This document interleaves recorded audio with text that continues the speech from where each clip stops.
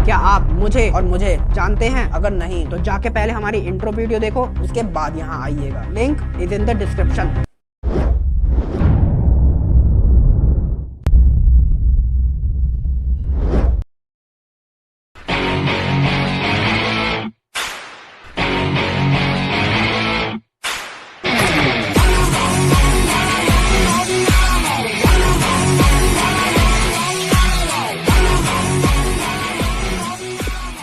जय सिया राम। हाँ, तो लक्षद्वीप आइलैंड के बारे में बेसिक नॉलेज तो है ना तेरे को? केरला से अराउंड 500 किलोमीटर दूर भारत की सबसे छोटी यूनियन टेरिटरी लक्षद्वीप 35 नन्हे मुन्ने प्यारे आइलैंडों का एक छोटा सा समूह है, जिसका एरिया 32 स्क्वायर किलोमीटर है। पॉपुलेशन अराउंड 64,000 से ज्यादा, और उसमें भी 96% से ज्यादा मुस्लिम पॉपुलेशन है। हाँ, चल बाप को मत सिखा, अनपढ़ बाप हो तो सिखाना पड़ता है। खैर, आज लक्षद्वीप के उन मुद्दों पर बात करेंगे जिनके आसपास कंट्रोवर्सीज हैं। ठीक है, तो तू नारियल फोड़। क्या? अब मेरा मतलब है कि शुभारंभ करते हैं, शुरुआत तू कर दे। ठीक है, तो भारत के सभी राज्यों के पास अपना अपना चीफ मिनिस्टर होता है, मगर लक्षद्वीप जो कि एक यूनियन टेरिटरी है, उसके पास अपना चीफ मिनिस्टर नहीं बल्कि एक एडमिनिस्ट्रेटर होता है, जो कि भारत का प्रेसिडेंट अपॉइंट करता है। अब परंपरा तो ये थी कि लक्षद्वीप का एडमिनिस्ट्रेटर जो भी बनता था वो या तो आईएएस आईपीसी ऑफिसर हुआ करता था, मगर 5 दिसंबर 2020 को इस परंपरा की टूट गई और पहली बार एक आईएएस ऑफिसर की जगह एक पॉलिटिशियन को लक्षद्वीप का एडमिनिस्ट्रेटर बनाया गया। And the moment when an IAS officer is replaced by a politician, that's where the problem begins. तो हुआ यूं कि 4 दिसंबर 2020 को लक्षद्वीप के आखिरी एडमिनिस्ट्रेटर जो कि एक आईपीएस ऑफिसर थे, मिस्टर दिनेश्वर शर्मा जी, उनका देहांत हो जाता है। और उसी के अगले दिन 5 दिसंबर को लक्षद्वीप का एडमिनिस्ट्रेटर एक पॉलिटिशियन बनता है जिसका नाम है प्रफुल्ल के पटेल। और जब मैंने इनके इतिहास में कदम रखा तब मुझे पता चला कि 2007 में पटेल जी ने बीजेपी की साइड से इलेक्शन लड़ा था। 2010 में मोदी जी ने इन्हें गुजरात का मिनिस्टर ऑफ स्टेट होम बना दिया था।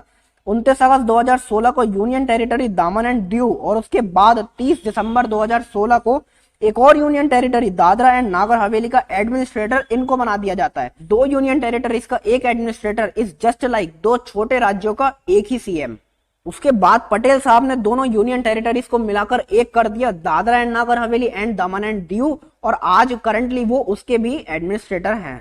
इनका नाम पहले भी कई बार कंट्रोवर्सीज में आ चुका था, जैसे कि इस साल फरवरी में दादरा एंड नागर हवेली की sitting Lok Sabha MP Mohan Delkar suicide कर लेते हैं और उनके सुसाइड नोट में पटेल साहब का भी नाम शामिल होता है। उनके बेटे ने कहा कि पटेल साहब उनको हैरेस कर रहे थे और फॉल्स केस लगाने की धमकी दे रहे थे अगर वो 25 करोड़ नहीं देंगे तो, और इसीलिए उन्होंने आत्महत्या कर ली। एक बार इलेक्शन कमीशन ने भी इन्हें फटकार लगाई थी और तब भी ये कंट्रोवर्सी में आए थे। ऐसे ही एक आईपीएस ऑफिसर के साथ भी इनकी कंट्रोवर्सी हुई थी जिसने कुछ महीनों बाद रिजाइन कर दिया था। ये जरूरी तो नहीं है ना कि जो बंदा बहुत ज्यादा पढ़ा लिखा होगा तो वो अपनी जनता के लिए उतना ही ज्यादा अच्छा काम करेगा। बस फर्क इस बात से पड़ना चाहिए कि लक्षद्वीप में डेवलपमेंट का काम हो, फिर चाहे वो एक आईएएस ऑफिसर करे या पॉलिटिशियन, कोई फर्क नहीं पड़ता।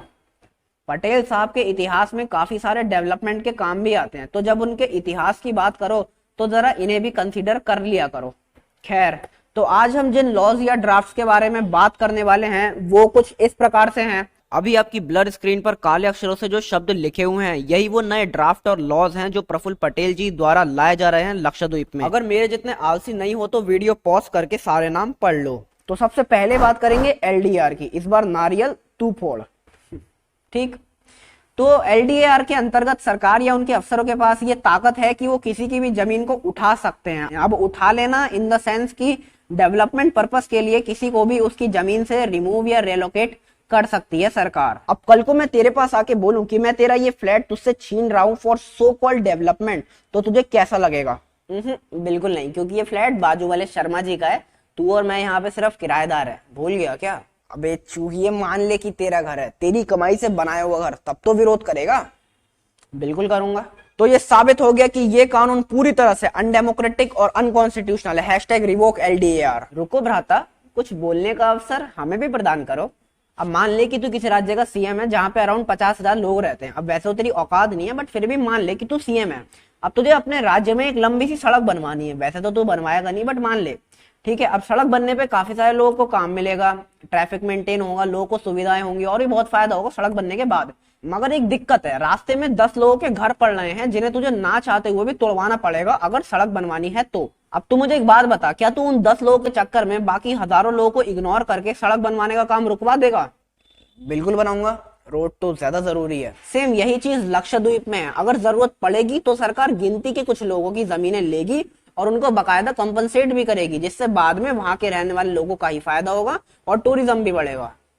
और तू क्या कह रहा था कि ये अनकॉन्स्टिट्यूशनल है? अच्छा तो सुन जरा, 2013 में, तब मोदी जी नहीं थे, एक एक्ट पास किया गया था, the right to fair compensation and transparency in land acquisition rehabilitation and resettlement act. Administration ने इसी एक्ट को यूज किया है ड्राफ्ट बनाने में, so you can't say that it's unconstitutional. Okay तो अब नेक्स्ट बात करते हैं गुंडा एक्ट के बारे में। ये ड्राफ्ट कहता है कि अगर कोई भी बंदा या बंदी इस तरह की आड़ी टेढ़ी हरकत करता पाया गया तो उसे पकड़ करके जेल में डाल दिया जाएगा 1 साल तक बिना किसी पब्लिक डिस्क्लोजर के। इस लॉ का ऑलरेडी कई स्टेट्स में मिसयूज हो रहा है और यहाँ भी हो सकता है उन लोगों को जेल में डालने के लिए जो सरकार के खिलाफ आवाज उठाते हैं। और ऐसा तो बिल्कुल मत सोचेगा कि लक्षद्वीप का क्राइम रेट बहुत ज्यादा बढ़ रहा है, इस वजह से सरकार इस तरीके के लॉ ला रही है। जी नहीं, लक्षद्वीप का crime rate one of the lowest है पूरे इंडिया में। इवन 2017 में 0 मर्डर्स रिकॉर्ड हुए थे वहां पे।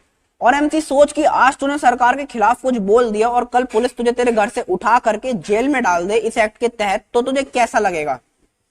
बहुत बुरा लगेगा और गुस्सा भी आएगा। तेरे पॉइंट्स तो बिल्कुल ठीक है, बट वन साइडेड और मिसलीडिंग है। तूने कहा कि क्राइम रेट वहां पे लोएस्ट है, चल ठीक है मान लिया, पर एक बात बता, अब सपोज कर कल को मैं तेरा मर्डर कर दूं और पुलिस स्टेशन में एफआईआर ना कराऊं, तो फाइनली आज तेरे मुंह से सच निकल ही गया। मुझे तो पहले ही लग रहा था कि जब तू डिबेट में हार जाएगा तो तू मुझसे बदला जरूर लेगा, पर तू इस हद तक गिर जाएगा ये मैंने नहीं सोचा था एमसी। हे राम राम राम, कैसी बात कर रहा है यार बीएसडी के। चल छोड़, मैं तेरे को सीधे सीधे बताता हूँ। लक्षद्वीप में ना जाने कितने ही क्राइम होते हैं मगर वो रिकॉर्ड नहीं होते, उन्हें उनकी जगह पर ही दबा दिया जाता है। चिल्ड्रन इंडिया फाउंडेशन कुछ साल पहले कवरत्ती में सेटअप हुई थी, तब उन्हीं के एक ऑपरेशन में पाया गया कि चाइल्ड एब्यूज के काफी सारे केस वहां पर हुए तो मगर रिकॉर्ड नहीं हुए, उन्हें उनकी जगह पर ही दबा दिया गया। अब अंडर रिपोर्टिंग के काफी सारे कारण हो सकते हैं। एक तो ये कि द्वीप में 64,000 से ज्यादा लोगों के लिए सिर्फ 349 पुलिस वाले ही हैं और 35 में से 10 आइलैंड पर लोग रहते हैं, मगर पुलिस स्टेशन वहां पे 10 भी नहीं है, सिर्फ 9 है।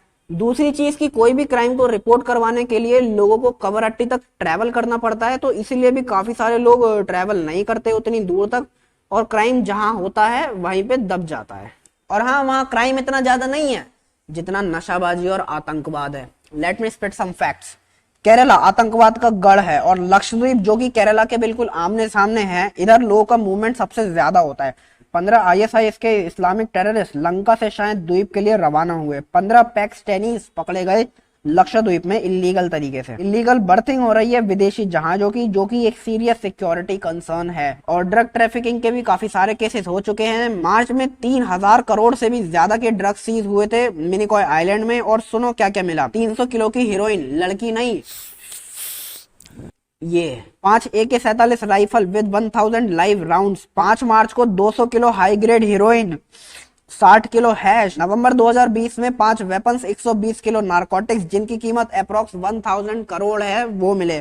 और अगर टोटल करें तो लास्ट 1 ईयर में आईसीजी ने 1.6 टन, किलो नहीं टन के नारकोटिक्स सीज किए हैं और अराउंड 11,000 करोड़ के ड्रग्स पकड़े गए हैं। 11,000 करोड़ के। लोएस्ट क्राइम रेट अजी मेरे कुसे।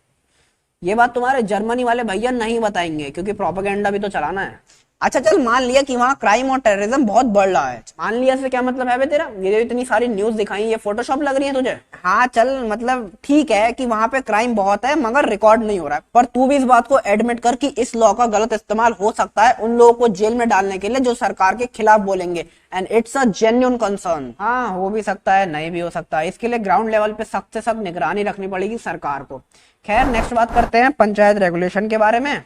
ये ड्राफ्ट कहता है कि अगर लक्षद्वीप में किसी के 2 से ज्यादा बच्चे हैं और वो पंचायत इलेक्शन लड़ने जाता है तो सरकार उससे बोलेगी चल यानी सिर्फ वही लोग इलेक्शन लड़ सकते हैं जिनके 2 या 2 से कम बच्चे हों। अब एमसी तू मुझे बता कि लक्षद्वीप में ऐसे लॉ की क्या जरूरत, किस वजह से उन्हें लाया जा रहा है? पॉपुलेशन की वजह से। अच्छा एज एक्सपेक्टेड। तो ये सुन, वहां का fertility rate one of the lowest है पूरी कंट्री में और पॉपुलेशन सिर्फ 60-70 हजार है, नॉट इवन 1 लाख। और तू कह रहा है कि इस तरह का लॉ वहां पे पॉपुलेशन की वजह से लाया जा रहा है? रियली? हाँ जर्मनी वाले भैया ने इतना ही बताया है। चल इससे 2 कदम आगे का मैं तुझे बता देता हूँ। लक्षद्वीप के कलेक्टर ने बताया कि 2011 सेंसस के हिसाब से वहां की पॉपुलेशन डेंसिटी अराउंड 2000 पीपल पर स्क्वायर किलोमीटर है और नेशनल एवरेज है 382 पीपल स्क्वायर पर किलोमीटर। तो लक्षद्वीप की पॉपुलेशन डेंसिटी अराउंड 6 गुना ज्यादा है नेशनल एवरेज से and it's again very serious concern. वहां का लैंड मास बहुत ही कम है, तो थोड़ी सी पॉपुलेशन बढ़ती है तो दिक्कत बहुत हो जाएगी। अच्छा चल मान लिया, तो पॉपुलेशन तो पूरे भारत में इतनी ज्यादा है 1.3 बिलियन, तो ये लॉ सिर्फ लक्षद्वीप में ही क्यों लगाया जा रहा है? पूरे भारत में लगाओ ना। अच्छा अगर पूरे देश में लगा दिया तो मालूम है क्या होगा?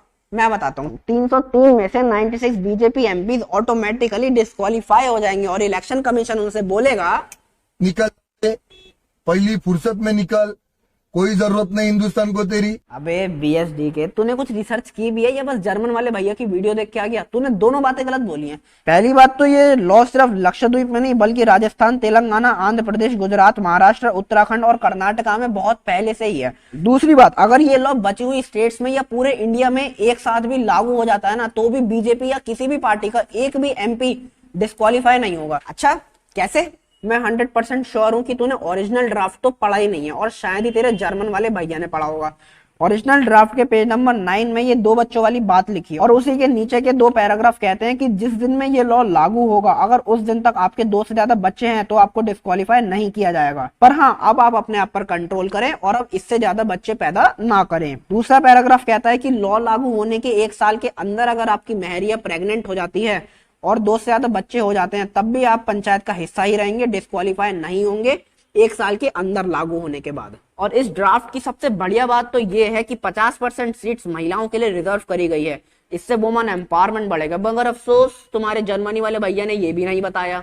अच्छा तो तू इसे ही फेक बता देगा क्या कि पंचायत से education, health care, animal husbandry, fisheries, agriculture इनकी पावर छीन ली गई है? हाँ ये भी फेक है। ओरिजिनल ड्राफ्ट पढ़ेगा तब पता चलेगा ना, पंचायत से कोई पावर नहीं छीनी गई है, ये सारी पावर्स अभी भी पंचायत के पास ही हैं।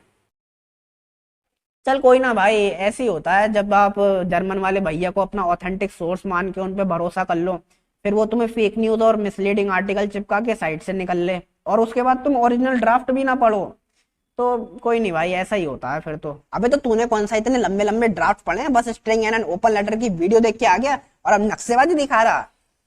ठीक है, तो अब नेक्स्ट बात करते हैं न्यू लिकर पॉलिसी और एनिमल प्रिजर्वेशन रेगुलेशन के बारे में। अरे यहाँ पटेल साहब की दोगलाई तो देखो। लक्षद्वीप में 96% मुस्लिम पॉपुलेशन में 65% लोग बीफ खाते हैं और अराउंड 7% लोग दारू पीते हैं। अब पहले क्या था कि वहां अल्कोहल बैन थी सिवाय बंगाराम आइलैंड के, क्योंकि उनके रिलीजन में शराब हराम है अंटिल आप मरते नहीं, और बीफ, मांस, मच्छी ये सब हलाल करके लोग खूब खाते थे। अब पटेल साहब ने क्या किया कि वहां अल्कोहल पर से तो बैन हटा दिया, अब कोई भी वहां के जगह जगह अपने ठेके खोल ले, और बीफ पर बैन लगा दिया। मालूम है क्यों? क्योंकि वहां पे पीसफुल मुस्लिम पॉपुलेशन है जिनसे बीजेपी को बड़ी नफरत है। अरे बस कर यार, कितना मिसलीड करेगा भाई। तू तो ऐसे सोच रहा जैसे पूरे लक्षद्वीप में जगह जगह ठेके खुलेंगे और वो लोग जबरदस्ती लोगों के मुंह में बोतल घुसाड़ के उन्हें पिलाएंगे। दारू जहां पहले सिर्फ एक आइलैंड पे मिलती थी, वहीं अब वो 3 और आइलैंड्स के रिजॉर्ट्स में मिलेगी टूरिस्टों के लिए। और अगर सरकार बोल भी देना कि लक्षद्वीप में जगह जगह ठेके खोल लो, तब भी कोई इतना पागल नहीं होगा जो ऐसी जगह पे अपना ठेका खोलेगा जहां पे 96% से ज्यादा लोगों के लिए शराब हराम है। अच्छा अगर टूरिस्ट ने कहा कि मुझे दारू और बीफ दोनों चाहिए तो ओ हाँ सॉरी, अब तो वहां पे सिर्फ कट्टर हिंदू टूरिस्ट ही आएंगे ना, जो दारू तो खूब पियेंगे मगर बीफ बिल्कुल नहीं खाएंगे। भैया टूरिज्म बढ़ाना था तो बीफ का है बैन किया। और एक चीज और कि वहां के मिड डे मील में से जबरदस्ती मीट और चिकन हटा करके उसे पूरी तरह से वेजिटेरियन कर दिया गया, जबकि पता है कि नदी किनारे रहने वाले लोगों का मेन खाना ही मांस मच्छी होता है। उसके बाद भी पहली बात तो बीफ में बफेलो भी इंक्लूड होती है और उस पर बैन नहीं लगा है, सिर्फ परमिशन लेनी पड़ेगी स्लॉटर करने से पहले। बैन सिर्फ गैया, बछड़ा, बुल और बुलक पर लगाया है और संविधान में काउ स्लॉटर का एक एक्ट भी है, उसी के तहत ये ड्राफ्ट बनाया गया है। दूसरी बात, मिड डे मील से चिकन और मीट हटाया है, अंडा और मछली उसमें अभी भी ऐड है जो कि वेजिटेरियन नहीं होते हैं, तो कृपया करके फेक न्यूज ना फैलाएं। और तुम लिब्रांडो भी अखंड दोगले हो यार। एक तरफ तो कहते हो कि लक्षद्वीप में अल्कोहल बैन ही रहनी चाहिए क्योंकि वहां मुस्लिम मेजोरिटी है, और दूसरी तरफ इंडिया जो कि एक हिंदू मेजोरिटी है, वहां पे कहते हो कि भैया बीफ खाना हमारा अधिकार है, वो हमसे कैसे छीन सकते हो। गोवा में बीजेपी की सरकार है और वो टूरिस्ट हॉटस्पॉट भी है, फिर भी वहां पे काउ स्लॉटर पे कोई रिस्ट्रिक्शंस नहीं है, जबकि लक्षद्वीप में है। ऐसा ही सेम गुजरात में लिकर बैन है मगर यहाँ नहीं है। अरे भाई हिपोक्रेसी की भी सीमा होती है। तो अब बात करते हैं कोविड प्रोटोकॉल्स के बारे में। कोविड की पहली वेव में लक्षद्वीप पूरी तरह से ग्रीन जोन था और वहां पे 0 केसेस थे, पर अभी करंटली वहां पे 8,500 से ज्यादा केसेस है, जहां पे 40 से ज्यादा लोगों की मौतें हो चुकी हैं। और ऐसा इसीलिए हुआ कि पहले वहां पे कोई भी आता था तो वो अपना कोविड चेकअप कराता था और 14 दिन तक स्ट्रेट क्वारंटाइन में रहता था। फिर आए अपने पटेल साहब और उन्होंने बोला कि ये क्वारंटाइन वगैरह छोड़ो, ऐसा करो अपना एक नेगेटिव RT-PCR टेस्ट हमें दिखाओ और उसके बाद वेलकम टू लक्षद्वीप। और इस छोटे से चेंज के कारण आज वहां पे इतने सारे केसेस हो गए फ्रॉम 0। देख भाई, पहली वेव के हल्के होते ही ऑलमोस्ट हर स्टेट ने अनलॉक और ढील देना शुरू कर दिया था, क्योंकि तुम लोग ही पूरे दिन भर GDP का बंदी रोना करते थे। जबकि कोविड के कारण पूरे वर्ल्ड की GDP गिरी थी, फिर भी तुम लोगों ने ऐसा माहौल बनाया कि मानो GDP कोविड ने नहीं बल्कि मोदी जी ने जानबूझ के खींच के नीचे गिराई है। अब पटेल जी ने भी सेंटर के कहने पे डील देनी शुरू कर दी कि भैया थोड़ा टूरिस्ट आ जाएंगे, इकोनॉमी रिवाइव हो जाएगी। मगर किसको पता था कि सेकंड वेव इतनी भयंकर आएगी कि इंडिया में 3-4 लाख केस हो जाएंगे और इतनी बुरी हालत हो जाएगी। तो तुम लोग ना हर बुरी बात का फिल्म मोदी योगी के नाम मत फाड़ा करो, थोड़ा ना दिमाग से सोच लिया करो, उसके बाकी फैक्टर्स भी होते हैं, उन्हें देख लिया करो अंधो। और तुम लोग भी हर बात में मोदी योगी और बीजेपी का अंधों की तरह सपोर्ट मत किया करो। व्हाटएवर, फिलहाल लक्षद्वीप में जो भी हो रहा है ना बिल्कुल सही हो रहा है। वहां पे 2009 से टूरिज्म बहुत तेजी से गिरा है। और ऐसा क्यों होता है कि ज्यादातर बड़े बड़े लोग लक्षद्वीप से 700 किलोमीटर दूर मालदीव्स में घूमने जाते हैं बट लक्षद्वीप में नहीं आते। कारण वहां पे पिछले कई सालों से डेवलपमेंट के नाम पे जंग लगी हुई है और अब सरकार उसी जंग को हटाने की कोशिश कर रही है। लक्षद्वीप के कलेक्टर अली ने बताया कि वहां पे नए हॉस्पिटल सेटअप किए जा रहे हैं, अगट्टी एयरपोर्ट को मॉडर्नाइज किया जा रहा है। दूसरी यूनियन टेरिटरी में सिलवासा में रिंग रोड का प्रोजेक्ट भी चल रहा है और भी कई सारे डेवलपमेंट के काम हो रहे हैं जिससे कि टूरिज्म को अट्रैक्ट किया जा सके। और अल्टीमेटली अगर वहां पे टूरिज्म बढ़ेगा तो वहां के रहने वाले लोगों का ही फायदा है, उन्हीं की कमाई होगी। अब सालों बाद सरकार कुछ डेवलपमेंट का काम करना चाह रही है तो उससे तुम्हारी गेंद जल रही है। और एक बात और कि फेमस कॉमेडियन राहुल जी ने एक ट्वीट किया था कि सरकार लक्षद्वीप को डिस्ट्रॉय कर रही है। Really? Let's fact check this. 1987 में राजीव गांधी अपनी पूरी इटालियन फैमिली के साथ लक्षद्वीप में 10 दिन के हॉलीडे पे गए, जहां पे उन्होंने 1000 करोड़ रुपए यूं ही उड़ा दिए अपने ऐशो आराम में, जो कि आम जनता ने टैक्स भरकर दिए थे। और उन्होंने मिलिट्री का भी बहुत मिसयूज किया था। कैसे जानने के लिए इंजीनियर रिवील्स की ये वीडियो देख लीजिए, लिंक डिस्क्रिप्शन में है। नहीं, ये सारे ड्राफ्ट डेमोक्रेसी के खिलाफ हैं। किसी की भी जमीन छीन लेना, किसी को भी जेल में डाल देना, ये सब गलत है। और ऐसा लक्षद्वीप में पहली बार नहीं हुआ है। एक बार कोस्ट गार्ड एक्ट के तहत वहां के मछुआरों के टेम्परेरी शेड्स तोड़ दिए गए थे। 2019 में दमन में 90 घरों को डिमोलिश किया गया था in the name of so called development. और जब वहां के लोगों ने प्रोटेस्ट किया तो इन्होंने 2 सरकारी स्कूलों को टेम्परेरी जेल में बदलकर सभी प्रोटेस्टर्स को वहां डिटेन कर लिया। और पटेल साहब ने आते ही लक्षद्वीप में 500 से ज्यादा लोगों को जॉब से निकाल दिया। और उनके जो पिताजी हैं वो RSS के एक्टिव लीडर रह चुके हैं। तो ये और कुछ नहीं है, बस वहां की मुस्लिम पॉपुलेशन पर जबरदस्ती हिंदुत्व और RSS का प्रोपेगेंडा थोपा जा रहा है in the name of so called development. Also BJP के 8 यूथ विंग मेंबर ने भी रिजाइन कर दिया पटेल साहब के ड्राफ्ट के विरोध में। और बीजेपी के चीफ ने भी प्रोटेस्ट ज्वाइन कर लिया है इस ड्राफ्ट के अगेंस्ट में। और ट्विटर पर हैशटैग सेव लक्षद्वीप भी खूब ट्रेंड किया था। वहां के लोग भी खूब प्रोटेस्ट कर रहे हैं इसके खिलाफ। पर तुम जैसे अंधे सपोर्टरों को कौन ही समझाए जो बीजेपी की हर बात में उनको जस्टिफाई करने में लग जाते हो। भले ही पता हो कि वहां के लोगों के साथ बहुत गलत हो रहा है, मगर नहीं, पापा के खिलाफ एक शब्द नहीं बोलेंगे। अरे थैंक्स भाई, कुछ बातें तो मैं बताना ही भूल गया था, अभी याद आई है। वहां तो सरकार बहुत ही बुरी है, मगर लोग एकदम दूध के धुले हैं वहां पे। सितंबर 2010 में वहां पे महात्मा गांधी जी का एक स्टैचू इंस्टॉल करने के लिए भिजवाया गया, मगर वो आज तक 11 साल बाद भी वहां पर नहीं लग पाया। कारण वहां के लोग, उन्होंने कहा कि अगर ये स्टैचू यहाँ लग जाएगा तो हमें उसे इज्जत देनी पड़ेगी, उस पर फूल चढ़ाने होंगे, जो कि हिंदुत्व का पार्ट है और ये शरिया लॉ को वायलेट करता है। तो तुम लोग जो इसे बार बार अनडेमोक्रेटिक अनकॉन्स्टिट्यूशनल बोल रहे हो ना, ये वहीं के लोगों की सोच है। उनके लिए सबसे बढ़कर उनका रिलीजन और शरिया लॉ है। और अगर ध्यान से देखोगे तो पता चलेगा कि बीजेपी के लीडर्स जो रिजाइन और विरोध कर रहे हैं ना, वो भी वैसी ही सोच रखने वाले एक पर्टिकुलर कम्युनिटी के ही हैं। व्हाटएवर, तो डिबेट यहीं खत्म होती है और इसका विजेता है BSD के, यानी कि मैं। अरे ये कैसी बात हुई, तमाम फेक न्यूज भी तू शेयर करे और विजेता भी तू ही बन जाए। ये बात साफ है कि इस डिबेट का winner one and only MC है। नहीं, विनर सिर्फ मैं हूँ। एक बार बोल दिया ना मैं हूँ तो बस मैं ही हूँ। हाँ, मैंने भी वही बोला कि मैं हूँ।